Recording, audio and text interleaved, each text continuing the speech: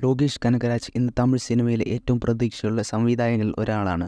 അദ്ദേഹം ഒരു production house ആരംഭിക്കുകയും ഫൈറ്റ് ക്ലബ് എന്ന പേരിൽ ഒരു സിനിമ അവതരിപ്പിക്കുകയും ചെയ്യുമ്പോൾ അത് സ്വാഭാവികമായി എല്ലാവരും ഒരു പുതിയ സംവിധായകനായ അബ്ബാസ് എ റഹ്മത്തിനെയും ചിത്രം പരിചയപ്പെടുത്തുന്നു. വിജയ് കുമാർ, കാർത്തികേയൻ സന്താനം, ശങ്കർദാസ്, അവിനാഷ് രഘുദേവൻ എന്നിവർ അഭിനയിച്ച സംവിധായകൻ അബ്ബാസ് എ റഹ്മത്തിൻ്റെ ഫൈറ്റ് ക്ലബ് നോർത്ത് മദ്രാസ് പശ്ചാത്തലമാക്കിയുള്ള പ്രതികാര സിനിമ കൂടിയാണിത്.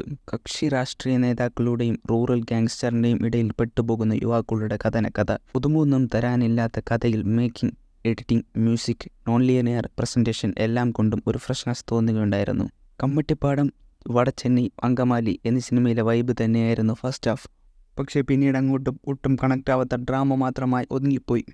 ഫൈറ്റ് മാത്രം പ്രതീക്ഷിച്ച് വന്നാൽ വൻ നിരാശയായിരിക്കും. ഉള്ള ഫൈറ്റ്സ് എല്ലാം നന്നാക്കിയിട്ടുണ്ട്. പടത്തിന് സർട്ടിഫിക്കറ്റ് എന്തിനായിരുന്നു എന്ന് ഒരു പിടിയും ഇല്ല. എല്ലാവരും ആവേശത്തോടെ കാത്തിരുന്ന ആവേശത്തിൻ്റെ ഫസ്റ്റ് ലുക്ക് പോസ്റ്റർ ഇന്നലെ റിലീസായിരുന്നു. ഫഹദ് ഫാസിൽ നായകനായി എത്തുന്ന ആവേശം സിനിമയുടെ ഫസ്റ്റ് ലുക്ക് പോസ്റ്ററാണ് ഇന്നലെ റിലീസായത്. ആവേശം സിനിമയുടെ എഴുത്തും സംവിധാനവും ചെയ്യുന്നത് ജിത്തു മാധവനാണ്. 2023 ഹിറ്റ് ഹൊറർ കോമഡി ചിത്രമായ രോമഞ്ചത്തിൻ്റെ ഡയറക്ടർ കൂടിയാണിത്.